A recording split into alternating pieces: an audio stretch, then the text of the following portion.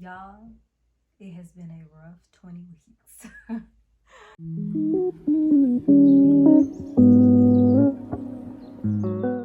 Let me just start off by saying that, as you all know, I am expecting by the title of this video and the thumbnail, which is ultimately why you clicked on it.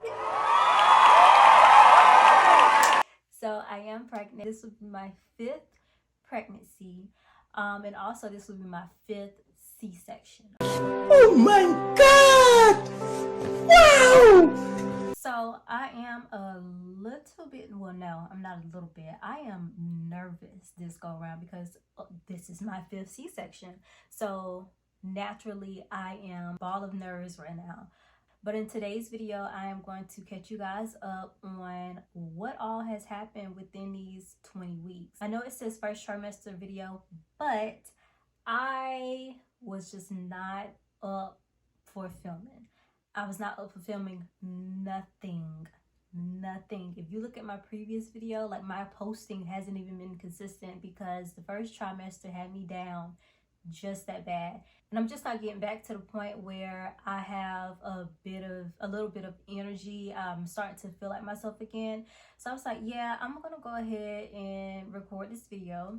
So we are here, and I'm excited because every pregnancy I tell myself, oh, I'm gonna vlog, I'm gonna do this, I'm gonna do that, so I can have the memories, and I never ever do it. So this pregnancy, I'm going to commit to actually taking you guys on the journey with me, from everything from, you know, first trimester, second trimester, third trimester, nesting, hospital bags, labor and delivery vlog, like everything. I want everything documented so I can always have this to look back on.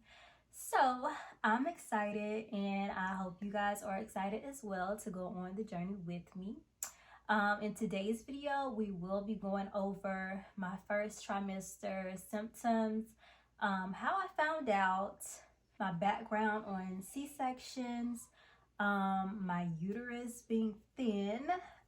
That is a whole conversation within itself. Me having to switch doctors, which was not fun. I have been to 2 different doctors so far this pregnancy, and hopefully this doctor that I'm with is my last.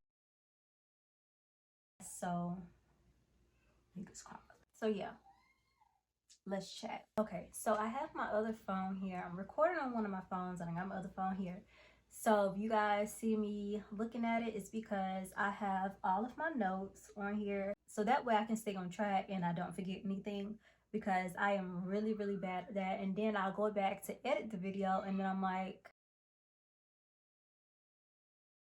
I didn't even say, I forgot, and so on and so forth. So I was responsible this video, and I took notes of everything that I wanted to include in the video. First things first, I'm going to start with my background. Okay, so like I said earlier, this is my 5th pregnancy. In my previous pregnancies, all of them resulted in C-section. Okay, so my first pregnancy, I had an emergency C-section. My second pregnancy, I attempted to do a VBAC, which I lasted for like 12 hours. But once I got to the hospital, my son's heart rate started to drop.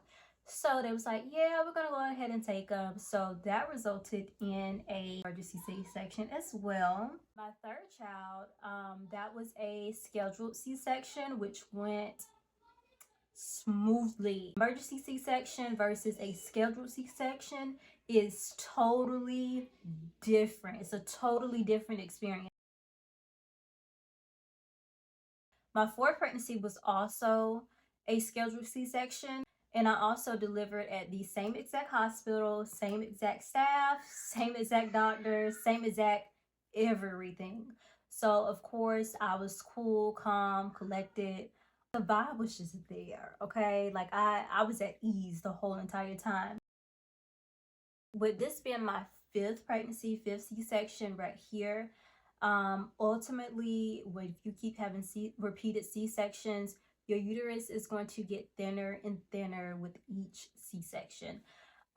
So my fourth C-section, she was like, oh my goodness, I can see the baby, I can see the baby moving, I can see the baby swimming, and da da da da. And so I found out that I had a uterine window. So my uterus was so thin that she could see everything my child was doing before she even cut me open, which freaked me out. So that has me on edge this pregnancy, because I'm like, oh my goodness, I wonder if the same thing is going to happen this pregnancy. But it's really nothing that I can control or anything that I can do in order to thicken it back up. We're just gonna pray and hope that it has at least thickened up a little bit. I know I read on Google that L-arginine could possibly help thicken it up, so I'm gonna order me some of that and I'm gonna try it and see how that works. So I'll let y'all guys know about that. My new doctor, she said that keep an eye on it, and if she sees that it is thinning out, then I'll be scheduled to deliver at 37 weeks instead of 39 weeks. Just as an extra precaution to make sure there's no rupture or no risk to me or the baby. So speaking of doctors, this is my second doctor that I've been to during this pregnancy. My original doctor that I used for my third and fourth pregnancy, she no longer takes my insurance. When I tell y'all, I like to have cried on that phone. Like, what? What? Excuse me? What? Like, we went through the whole process. Like, okay, name, number, address, yada, yada, yada. Has anything changed? No. Do you still have da-da-da insurance? Oh, and I'm like, yeah. And she's like, oh, well, we don't take that insurance anymore. I'm sorry. Excuse me. What? So from that point on, I have been trying to find a doctor that I'm comfortable with. So the first doctor I went to, complete nightmare. And for the life of me, I cannot figure out why he was getting so many recommendations. Oh, go to Dr. So-and-so, Dr. So-and-so, Dr. So-and-so. He's so awesome, and da-da-da-da. And I'm like, I don't see how. Okay, so at this time, I was 6 weeks pregnant. So I walk into the office. I'm like, yeah, I had an appointment at such and such time. She's like, okay, sign your name. Mind you, rule, like, okay, sign your name. I'm like, okay. Red flag number one. Like, what's wrong with your staff? What's going on with your staff? Nobody in here is happy. So then she like, okay, sign in, walk around the corner, they'll get your weight and blood pressure and stuff like that. Mind you, I've never been to this office. It's multiple corners in here. Am I going left? Am I going right? Can you show me where I need to go? Like, where's the hospitality, first of all? So I finally found out where I needed to go. So mind you, I'm the only person there at this time. Like, nobody else is there in the office. So I walked back there to get my weight, blood pressure, yada yada yada, get all that done. And it's like all the staff is just looking at me like, I kind of felt like I was stereotyped a little bit, like, oh, because I'm 26, but I look like I can pass for a 16-year-old. So I feel like they was looking at me like, oh, she's so young and pregnant and da-da-da. Very awkward, okay? It was real awkward. So I got all that done or whatever. So the lady that did my weight and blood pressure and stuff, she walked me to get my sonogram. And so I'm asking her, like, okay, is it okay if I can record or FaceTime? Because my husband, he wasn't able to make the first appointment with me. So I ultimately wanted him to, experience the moment of seeing the baby for the first time. So she's like, I don't know, you're gonna have to ask her. And mind you, I didn't know the lady was already in the room, because normally when they walk you back there, nobody is in there. And then because you have to get undressed from the waist down, being you so early on, and do the vaginal ultrasound. She was just real rude about saying that, because I'm like, okay. And I'm like, who is her? What her are you referring to? And then she opened the door and the lady was standing in there. So I'm like, okay. So whenever I got in there, the ultrasound tech, she was like, all right, well, I'm gonna step out so you can get undressed from the waist down, and then I'll be back. So she came back, she did the ultrasound or whatever, but we seen a sac, but there was a sac, but she really couldn't find a baby because I was so early on. So I'm like, what? Because this has never happened to me before, because I've never been this early. So it was like a little itty bitty small little blob, y'all. Like, I'm talking about, it looked like a grain of rice. And she's like, yeah, I think this right here is the baby, so I'm just gonna write baby. I'm gonna go with that, and then we'll just see when you're further along. And I'm just like, Lord, you don't even know if this is the baby or not. This can just be a part of the set. Yeah, I was through. So in my mind, I'm like, oh Lord, like, where's the baby? Like, is that the baby or is that not the baby? Like, where is the baby? And so in my mind, I'm like, is everything okay? Because, I mean, come on. Then she couldn't find a heartbeat. So yeah, that stressed me out alone. So after this process, I walked out the ultrasound room in order to go into, I guess, the doctor's room or waiting room. You know, the room that they put you in whenever you're waiting on a doctor. So again, all eyes on me.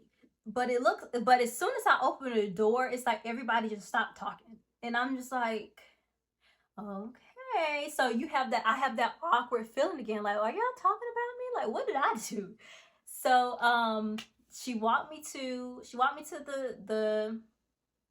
the room for me to see the doctor. So the nurse came in with the little computer or whatever. She's asking me all these questions about my previous pregnancies, health situation, just standard medical stuff, because at this time they haven't received my all my medical history from my previous doctor.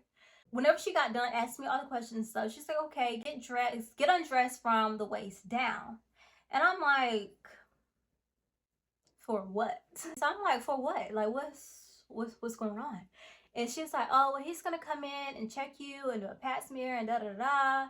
And I'm like, I don't need that. I just had a pap smear last year with my previous doctor. I don't need a pap smear, because you're only supposed to get those done every 3 years. Like, I just had one. I don't need one of those. Don't y'all know, this lady had a nerve to ask me, everything all right down there? What are you hiding?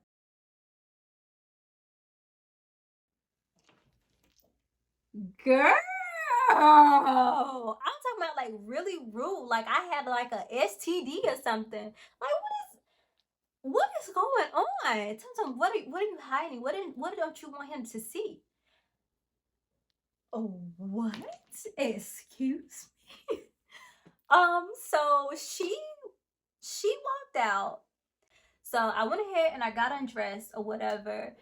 And my plan was, when the doctor came in, to explain to him, listen, I know you haven't got my medical records yet, but I just had a pap smear last year. I don't need another pap smear. From my understanding, I only supposed to have a pap smear every 3 years. It's not required for me to get one every single year. So he came in. So she went out, and about 15 minutes later, he came in. I introduced himself. His nurse came in behind him, and he immediately started going off the hinges.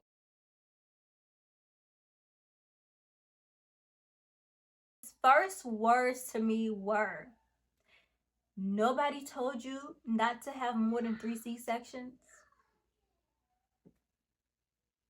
Then he goes on to proceed to tell me, like, all these C-section horror stories, why I shouldn't have any more C-sections. It's not too late to go towards it's not too late to consider termination. And I'm just like, you are out of your mind if you think that I'm going to stay under your care and you in here basically trying to get me to abort my child by giving me horror stories and just trying to be negative. I wouldn't dare let you lay me on the table and cut me open and have my life as well as my child life in your hands.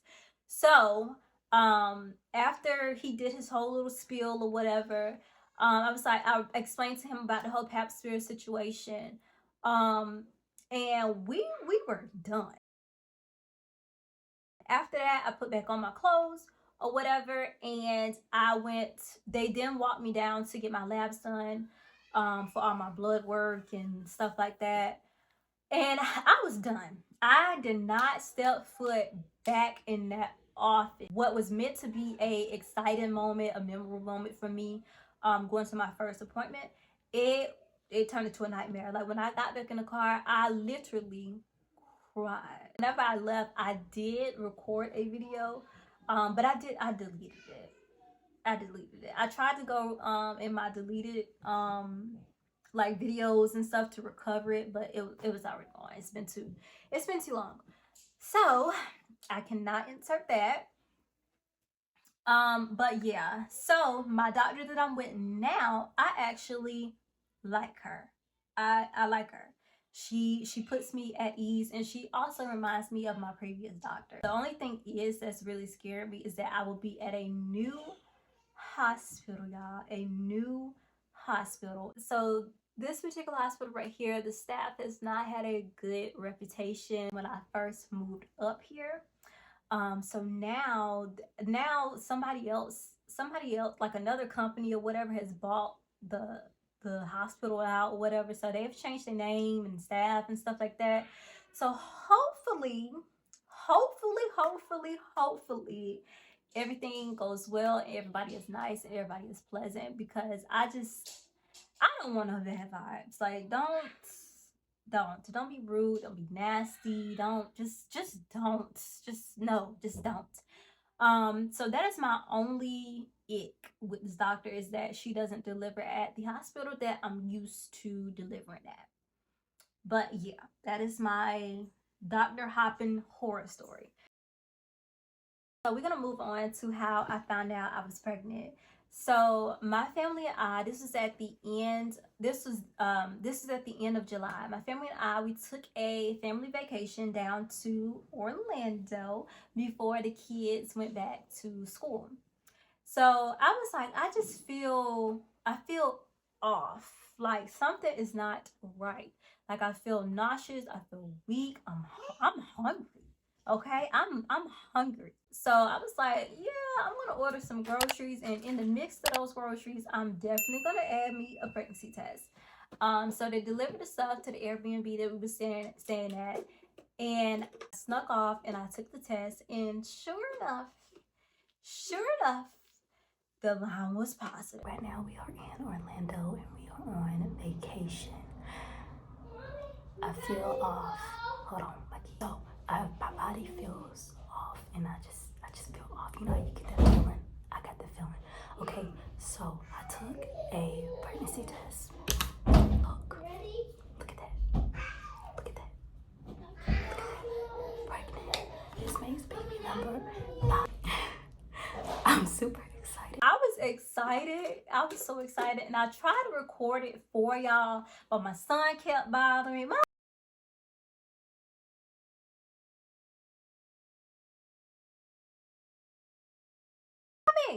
I'm in the bathroom here. Mommy, you're coming out. Mommy, what you doing? Mommy. So yeah.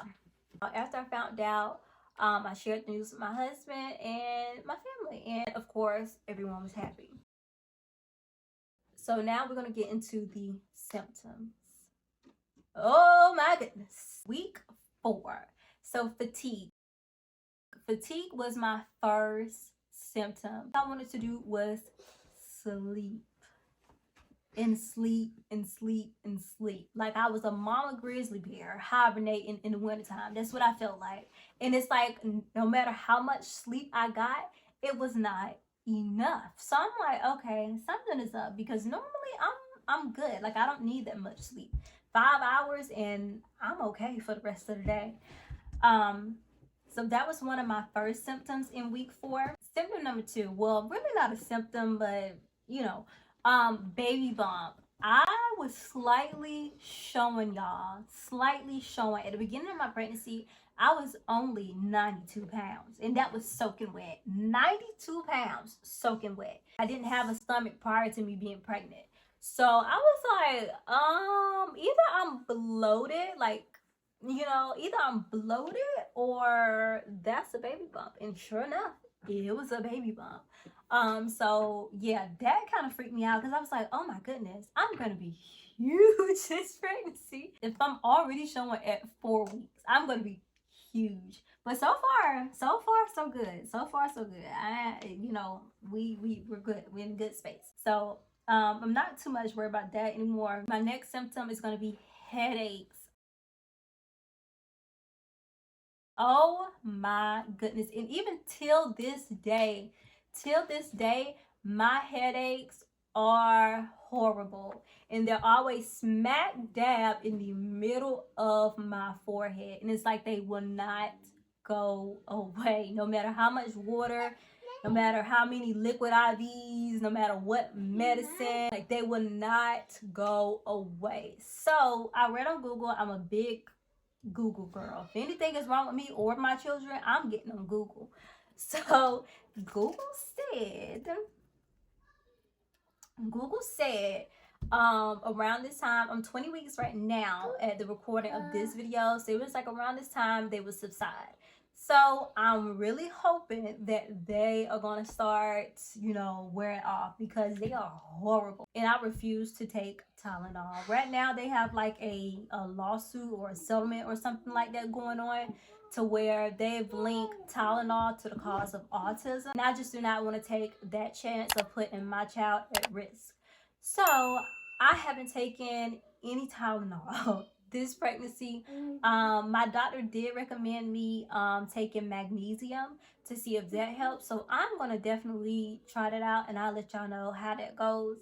But yeah, just in case y'all wasn't aware, look it up, Google it. The next symptom is very common, which is implantation bleeding.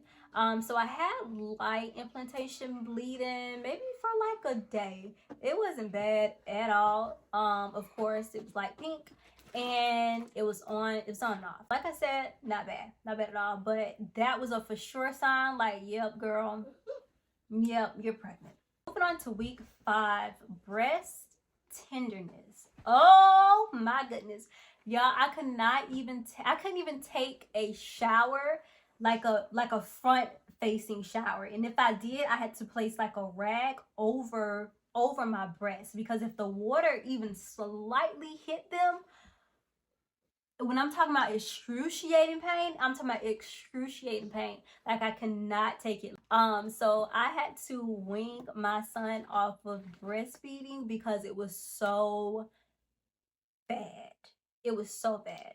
And now that I'm looking back on it, that might be why it was so bad, because I've never experienced it to the point of when I take a shower, like I can't even stand the water hitting them. So I think it was just a combination of, you know, it being an early pregnancy symptom, and also him breastfeeding, and was making it more irritating. But if I can describe it in more detail, if you have children, then you know, after you have your child and your milk comes in and you take that first shower and that water hits your breast, oh, it is like an outer body experience. Like, what just happened?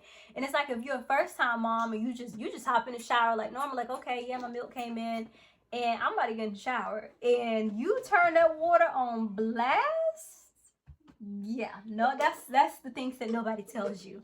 But yeah, I'm here to tell you it hurts. Well, place like a rag, or either turn sideways or protect them like this, because if not, you're gonna be in pain. Next symptom is shortness of breath.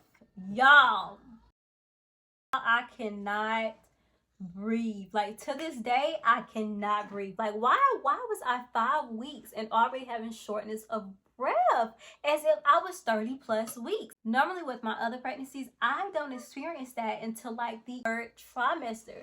So it kind of caught me, it kind of caught me off guard, honestly. And I was like, Lord, this is gonna be a long pregnancy, because if I'm already experiencing all of this, imagine what the rest of my pregnancy is gonna look like. Weight gain.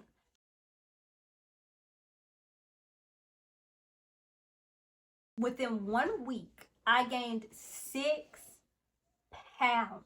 I should tell y'all, I don't gain weight like that. Like, it takes me a lot to gain weight. Even prior to pregnancy, before I got pregnant, I was on like a protein diet, trying to work out and to gain weight, to at least get to like 105 pounds.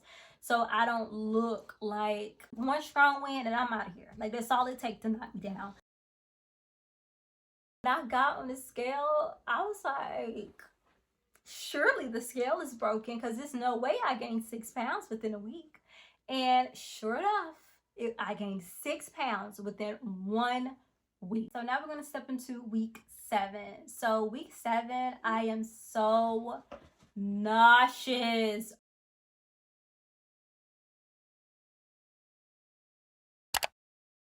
I'm talking about like so sick, y'all. So sick. Even the smallest bit of movement, I'm done. Like, only thing I can do was literally lay there. Like, I laid in the same spot on the sofa for literally 3 days. The only time I moved is when I had to use the restroom or when I went to go take a shower. Out. Like, between being nauseous and me being fatigued, oh, I was done. The thing that worked for me in order for me to maneuver through the day, at least, was ginger candy. Those are the only thing that helped me get through the day. So next up, we have heightened smell. Y'all, I can smell every single thing. Like, from a mile away, I can smell it. And if I did not like it, it was not good. It was not good. Meat, I cannot do meat. I couldn't cook meat. I couldn't see meat. I couldn't touch meat. I don't want anything associated with meat. I cannot do it. Like, the smell alone, it made me gag. Literally, it made me gag. I could not do it. That certain colognes and perfumes, like, I went to Walmart and the lady perfume was so strong, y'all. It was like that what is that perfume my grandma wear, the white diamond. Oh my goodness. And it's like, she walked past me, and the entire time I was in Walmart, that's all I smelled was white diamonds. My smell game was on point. Like, I can smell everything. And unfortunately, everything that I smell, it made me sick. Acid reflux. So acid reflux, I had it, but it wasn't too bad. But I did have it. I had that, and I also had heartburn. Now, the heartburn was another story. Like, it was really intense. And I'm just like, why is this happening now? But it also might have been my fault, because I was craving like a lot of spicy and hot stuff. So now that I look back on it, it was my fault. Yeah. Bathroom trips. I use the bathroom, I know, a good 12 times a day. And like I said, this is when I was 7 weeks pregnant. So that number has increased now that I am 20 weeks pregnant. And I was just like, Lord. And again, I don't get this way until the 3rd trimester. So I'm just like, why? What is going on? Is the pregnancy symptoms speeding up or something? Like, is all of it supposed to hit at one time in the 1st trimester now? Like, am I the only one that experienced this right now? Last but not least, round ligament pain. On my right side, it be tearing me up. And it's only my right side. I don't have them on my left side. I can be laying, I can be sitting, I could be standing, and they are gonna come. Normally I can tolerate them, but say if I'm doing too much around the house, when they come, they're coming strong, and that's like a clear sign for me that I need to sit down and take a break because I'm just doing the most right now. So next I want to talk to you guys about my NIPT testing. So I got this test done when I was like around 11 weeks. If you guys are not familiar with it, then just Google it. Just type in NIPT and you can find information on it, or you can ask your doctor what it is and what it entails, so on and so forth. But I elected to, get the test done. So once they sent off, my blood work and stuff like that to the labs, it took maybe a week for them to get back to me with the results. Everything came back normal, which we are so grateful for. So just in case you guys are unfamiliar with the test, it tests for Down syndrome and other chromosomal conditions. So I always opt in to get that test done with every pregnancy, because if my child was to be diagnosed with one of those conditions, I would like to be mentally prepared before they arrive. So that is my reasoning as to why I do it. And it also can let you know the gender of your child as well, which is pretty cool. And so far with my husband and our children, we have had a strong pattern going on. We have a girl, a boy, a girl, a boy. So ultimately this one is a girl, and I am so excited, y'all. I'm at the halfway mark. I'm 20 weeks. So we don't have much longer to go. So I am excited. I'm excited to start buying stuff. I put together my registry. I already starting to get diapers and wipes, and I'm filled with joy. I'm filled with joy. So last thing I'm gonna do is show you guys my baby bump at 20 weeks. I hope y'all can see it, because I'm not able to tell if y'all can see it or not because I'm recording on my back camera. So hopefully y'all are. If you are still here, I wanted to say thank you. It really means a lot. If you haven't already, go ahead and like and share this video. Share with your mama, auntie, uncle, granddaddy, sister, brother, cousin, them. Share with everybody. Also, if you haven't done so already, go ahead and subscribe, so that way you don't miss my next video and you can stay up to date with my pregnancy journey. Bye bye, loves.